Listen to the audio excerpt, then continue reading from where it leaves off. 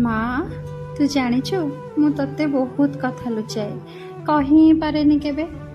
ମୁଁ କୁହେ ମୁଁ ତୋ ଉପରେ ବହୁତ ଭରସା କରେ, ତଥାପି ଏ ମନ ଭିତରର ଭୟ ଗୁଡ଼ାକୁ ଲୁଚାଏ। ମୁଁ କହେ ମୁଁ ତୋ ପାଖରେ ଆତ୍ମସମର୍ପଣ କରିଛି, ହେଲେ ଜୀବନର ସନ୍ଦେହ ଗୁଡ଼ାକୁ ରୋକି ରଖିଛି ମା।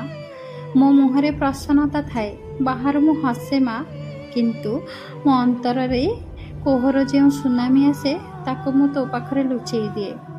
ଜାଣିଛୁ ମା, ମୁଁ ଶକ୍ତିଶାଳୀ ହେବାକୁ ଅଭିନୟ କରେ, କିନ୍ତୁ ମୋ ମୁଣ୍ଡରେ ମୁଁ ଚିନ୍ତାର ବୋଝକୁ ବୋହି ବାଟ ଚାଲେ। ବେଳେବେଳେ ମୁଁ ନୀରବ ହୋଇଯାଏ ମା, ଆଉ ତୋ କୋଳକୁ ଖୋଜେ ଶାନ୍ତିରେ ଟିକେ ଶୋଇଯିବା ପାଇଁ। ଆଉ ଯେବେ ମୁଁ ପାଖରେ ତୋତେ ପାଏ, ତୁ ମୋତେ ଦେଖି ହସି ଦଉ, ଆଉ ମୁଁ ତୋ ଆଗରେ ଧରା ପଡ଼ିଯାଏ।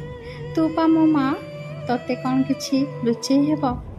ତୁ ତ ପୂର୍ବରୁ ସବୁ ଜାଣିଥାଉ, ମୋ ଚିନ୍ତା, ମୋ ଜୀବନର ପ୍ରତ୍ୟେକ ରହସ୍ୟ ଆଉ ମୋ ନୀରବତା।